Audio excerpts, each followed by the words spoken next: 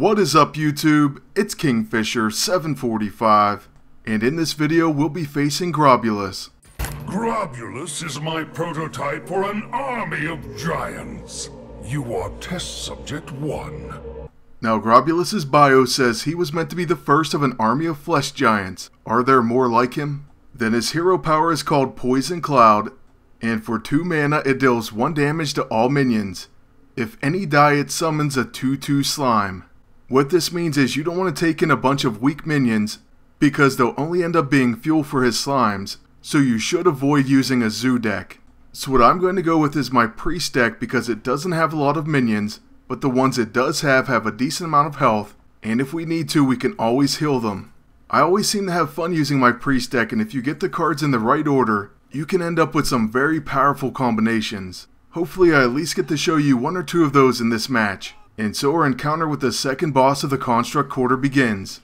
To be honest with you, this first hand is pretty decent, but I am going to get rid of that Holy Nova.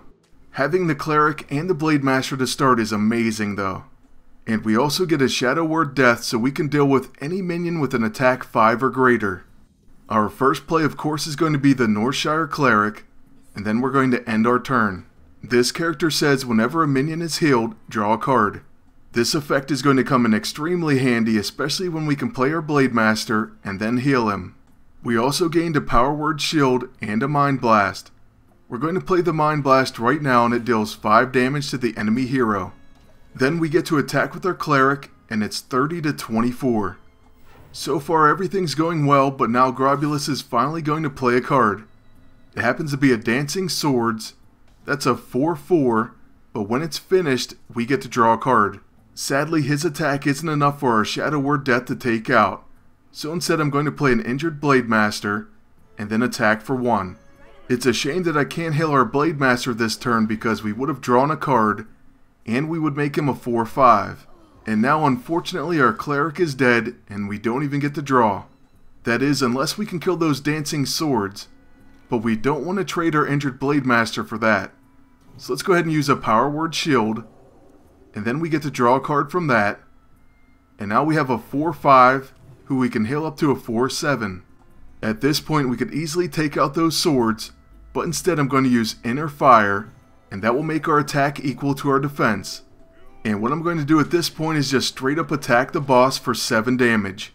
It's already 30 to 16, and at this point it looks like it's going to be an easy win. Just as we thought that, he pumps up his swords to a 6 attack, and then deals 2 damage to our Blade Master. So yeah, they ended up being traded for one another after all. But we do draw a card, and it happens to be an Azure Drake. I'll go ahead and play that, and it's a 4/4 that has +1 to spell damage, and it also draws a card. Now remember back a few videos when I said that card draw is very important, and as you can see this priest deck does a great job with it. Although it would have been better if my Cleric didn't get killed so early. Now the enemy boss plays a Cult Master, and it says whenever one of your other minions dies, draw a card. So we have to take him out before he gets any more card draw. Oh, and very nice, this time we get a Naxxramus. We can't play him just yet, so I'm going to use our Akanai Soul Priest, and it has a very special ability. It says your cards and powers that restore health now deal damage instead. This also applies to our hero power. So now instead of healing 2 damage, we deal 2 damage, and that's going to be enough to take out the Cult Master. Now on Grobbulus' turn he does play a taunt, and even when this one is finished, it's going to put out another taunt, a 1/2 slime. That's unfortunately going to provide a slight barrier, and it's going to stop us from finishing him off for a little while. However, I do decide to play another Azure Drake, and we get a pretty nice card, but I'm going to use our hero power to deal 2 damage, and we'll finish off this first guy with our Azure Drake. Then our Soul Priest will take out the slime. Okay, next turn hopefully we can do some decent damage. That is, now that we've taken out his protectors.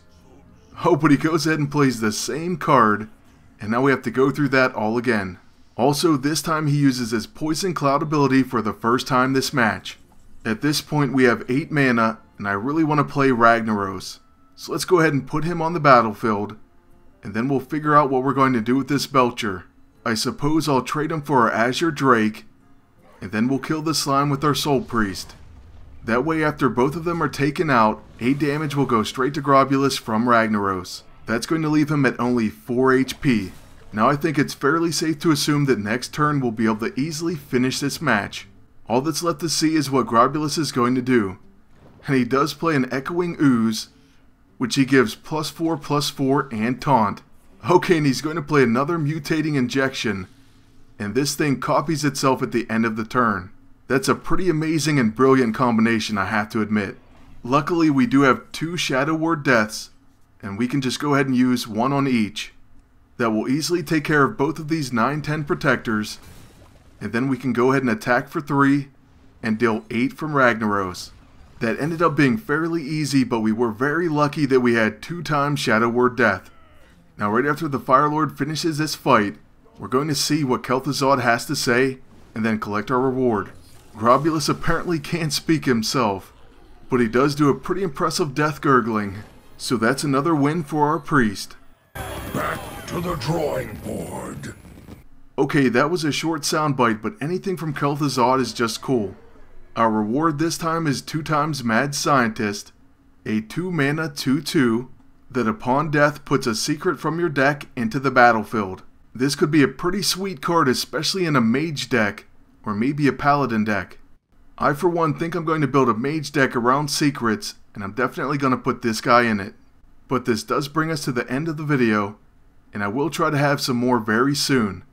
In fact, there's going to be another wing released, and so I'll try to start with that one and get it done very soon, and then we'll go back to the military and the construct quarter and finish those. Also, I'm going to try to do at least a Minecraft video this week, and maybe some bonus Marvel Avengers Alliance. But I do want to thank you all for watching, and ask you to please like, comment, and subscribe. And until next time, good luck, and take care.